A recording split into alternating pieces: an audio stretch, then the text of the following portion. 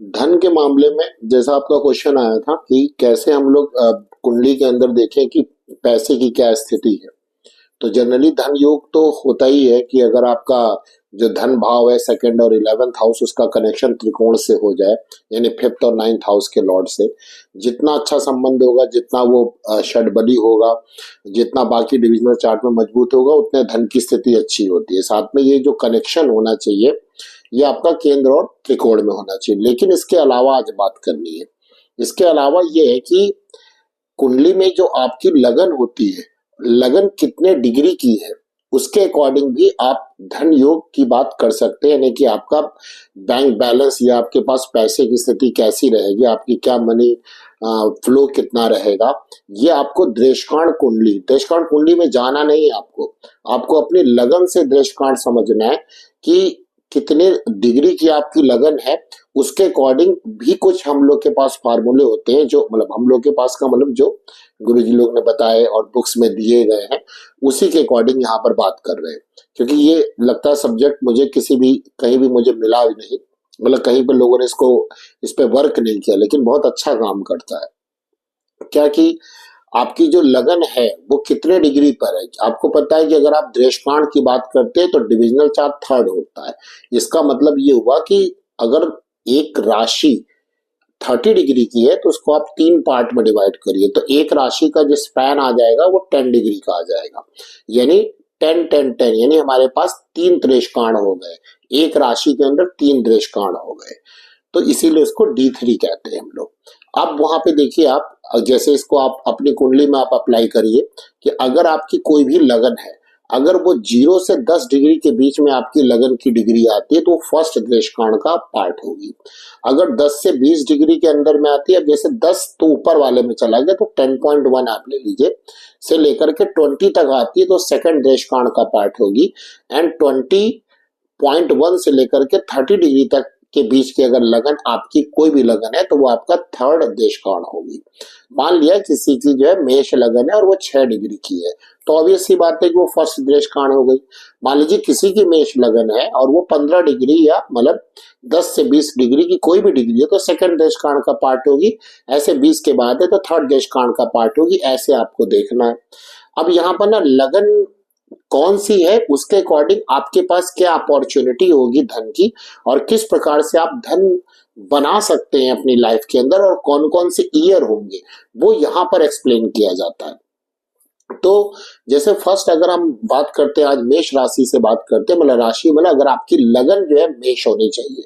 लगन मेष का मतलब सभी लोग जानते हैं कि आपकी जो लगन कुंडली है उसमें 1 नंबर हो।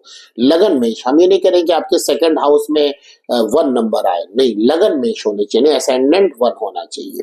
तो मेष लगन की अगर आपकी कुंडली है और अगर आप फर्स्ट देशकांड में आते हैं, तो फर्स्ट देशकांड में आते हैं तो फिर क्या होता है कि इनका जो भाग होता है ना थोड़ा वेरी करता है।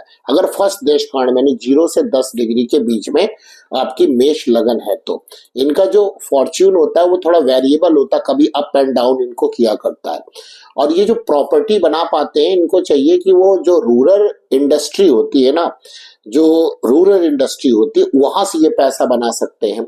और कभी कभी इसमें देखा गया है कि ऐसे लोग मैरिज के बाद या मैरिज के थ्रू ये पैसा बनाते हैं। अब या तो उनको पैसे मैरिज के थ्रू मिल जाए, या कुछ लोग ऐसे देखे गए 10th हाउस पे जुपिटर या 5th हाउस का कनेक्शन आता है तो लोग शादी करा के पैसा कमाते हैं, जैसे मैरिज ब्यूरो वाले हो गए, या जो क्या नाम है जो पूजा पाठ लोग करवाते हैं मैरिज के थ्रू, इनको काफी पैसा मिलता है या कमा सकते हैं। या इनको दहेज में इतना पैसा मिल जाता है, या क्या नाम है शादी में ही कुछ ऐसा मतलब कि इनके लॉस की तरफ से, इन लॉस की तरफ से कुछ ऐसी प्रॉपर्टी ट्रांसफर कर दी जाती है जिससे जो ये पैसा कमाते हैं।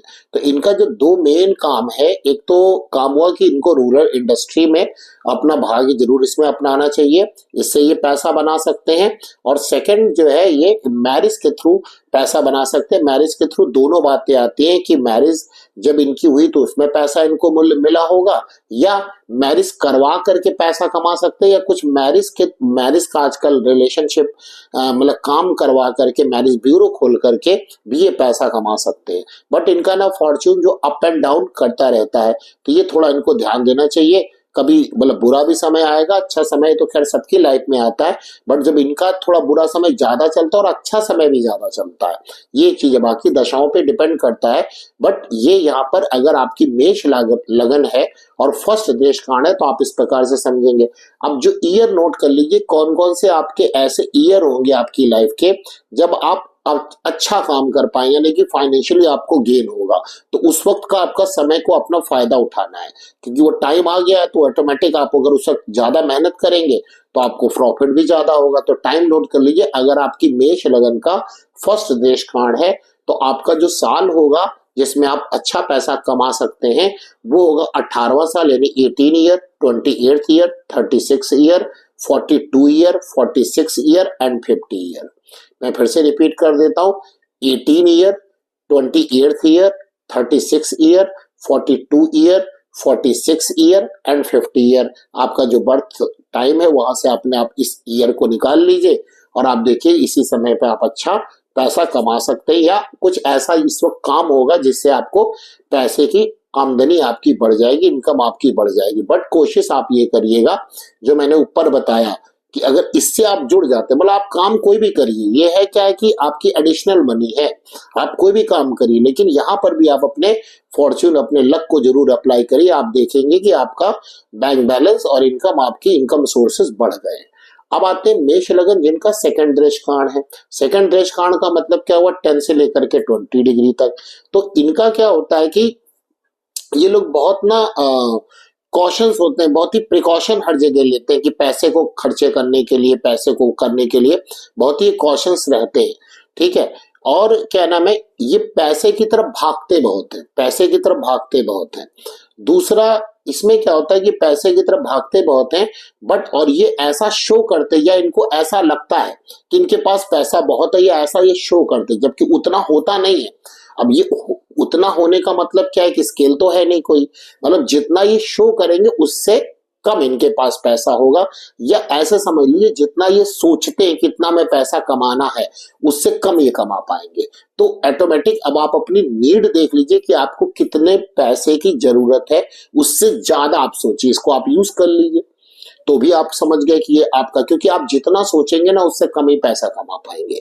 तो आप देखिए आपकी नीड कितनी है, अगर आपको 10 की जरूरत है, एक एग्जांपल लिया, तो आप 20 की सोचिए तो आप 10 जरूर कमा पाएंगे। या उल्टा करिए कि अगर आपको 10 की नीड है तो आप मेहनत 20 के बराबर करिए तो 10 का आपको फायदा मिल जाएगा। लेकिन फिर भी ये लोग पैसा बना लेते, पैसे की तरफ भागते बहुत हैं ये, और ये ठीक है पैसे की तरफ भागते और ये अच्छा सक्सेस भी ये ले सकते हैं अगर ये मेहनत करें, इनको दशाएं इनको सपोर्ट करें, जन्म कुंडली की जो दशाएं, क्योंकि दशाएं तो बहुत इंपॉर्टेंट है। ये तो एक प्रेडिक्शन हो गया कि भाई व्यक्ति कहाँ से कमा सकता है, इनके लिए कोई स्पेसिफिक नहीं बताया गया कि ये किधर काम करे जो इनको मिले, ये किसी भी काम में हाथ डालेंगे तो इनको बेनिफिट होता है। फिर भी बताया जाता है कि मंगल से रिलेटेड या शुक्र से रिलेटेड अगर ये काम करते हैं तो फिर इनको फायदा होता है।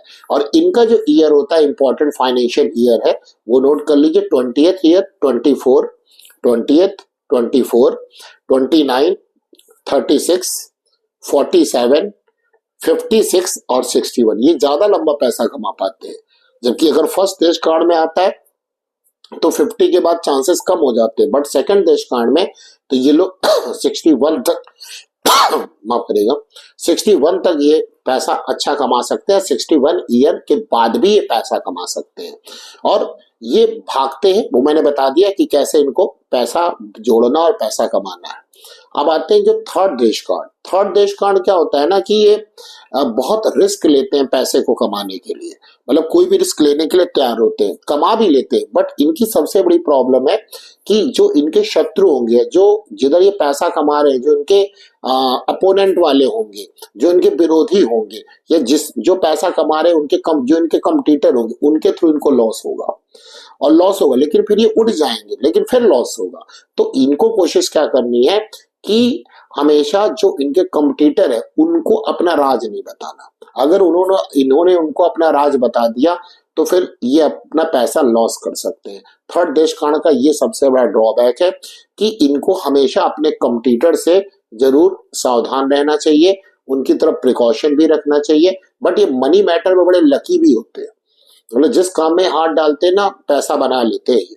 तो मनी मैटर में लकी हैं, बट इनका एक ही मैटर गड़बड़ कर जाता है, इनके कंप्यूटर का, या इन्होंने किसी से दुश्मनी मोल ले रखी है, या कोई कोर्ट केसेस चालू हो गए हैं, या कोई मतलब फालतू में जो इन्होंने अपने आप को फंसा लिया है, तो ये इनका पैसा वहां पर बर्बाद होगा। बट ओवरऑल अगर आप देखेंगे तो ये पैसा कमा लेंगे, बट फिर भी दशाओं की स्टडी करना बहुत जरूरी है कि क्या जो चलने वाली दशा और ट्रांजिट है, क्या इनको इस काम को करने के लिए सपोर्ट कर रही है कि नहीं कर रही है। और इनका जो फाइनेंशियल ईयर होगा जिसमें ये अच्छा पैसा कमा सकते हैं, वो ईयर भी आप नोट कर लीजिए। 21st year, 25th year, 31st year, 34 year, 36 year, 42 year, 45 year, 51 year and 52 year तक ये पैसा कमाते हैं। मतलब उसके आगे भी कमाएंगे, लेकिन ये जो ईयर है ये इनके फाइनेंशियल बेनिफिट के लिए बहुत ही अच्छे ईयर जाते हैं। अगर इस वक्त ये जो मैंने ईयर बताए, इस वक्त दशाएं इनको सपोर्ट कर रही हैं, अच्छी दशाएं आ गई जो कि फाइनेंशियल गेन को बढ़ा रही हैं। सेकंड और 11th से रिलेटेड दशाएं आ गई, उच्च की दशाएं आ गई, षट बली ग्रहों की दशाएं आ गई, या सेकंड और 11th हाउस को देखने वाले प्लेनेट या बैठे प्लेनेट की दशाएं आ गई, और वो किसी से मैलेफिक नहीं हुआ है, नीच का नहीं है, 6, 8, 12 से कनेक्ट नहीं, तो इस ईयर में ये पैसा अच्छा कमा सकते हैं। तो ये बात ध्यान रखनी। एक फर्स्ट देश कांड में मैं एक बात बताना भूल गया, किसी मेष लगन अगर है और फर्स्ट देश कांड है तो उनकी दो आदतें होती है, वो भी सतर्क तो रहते हैं लेकिन वो बहुत फिजूल खर्ची बहुत करते हैं। तो फर्स्ट देश कांड वालों को जरूर ध्यान रखना चाहिए कि वो फिजूल खर्ची से बचे, जबकि थर्ड देश कांड वाले इतने फिजूल खर्ची नहीं होते हैं जितने फर्स्ट देश कांड वाले मेष लगन में। मेष लगन की बात चली, बाकी किसी लगन के लिए बात वैलिड नहीं है। नेक्स्ट हम बात करेंगे दूसरे लगन की, लेकिन आज जो मेरा डिस्कशन है वो मेष लगन को है। तो किस प्रकार से आपको कौन कौन से ईयर बेनिफिट करते हैं फाइनेंशियल के लिए, उसमें लगन का बड़ा सपोर्ट होता है। तो ये मैंने मेष लगन के लिए आज आपको बताया, इसको आप नोट कर लीजिए और अप्लाई करिए। प्रेडिक्शन में आपको देखेंगे कि आप बहुत अच्छा प्रेडिक्ट कर पा रहे हैं, और जो आपसे मतलब कंसल्ट कर रहे हैं उनको आप काफी प्रॉफिट पहुंचा पा रहे हैं। तो ये आपका एक क्वेश्चन था कि क्या धन युग कैसे हम देखते हैं। तो धन युग तो एक जनरल धन युग मैंने बताया, बट उससे भी इंपॉर्टेंट होता है कि लगन से कैसे देखा जाए। तो ये लगन को 3 देश कांड में डिवाइड करके बात की जाती है, ऐसे ऐसे हम लोग इसको देख सकते हैं। नेक्स्ट हम बात करेंगे किसी दूसरे यानी कि वृषभ लगन की बात करेंगे कि अगर आपका जन्म वृषभ लगन में हुआ है तो वहां पे किस दृश्य कांड में आप किस प्रकार से पैसा कमा सकते हैं, क्या आपका ड्रॉबैक होगा, क्या आप कहां से पैसा निकाल सकते हैं, और कौन सा ईयर होगा जिससे में आप पैसा अच्छा कमा सकते हैं। तो मिलते हैं नेक्स्ट। जय श्री राम।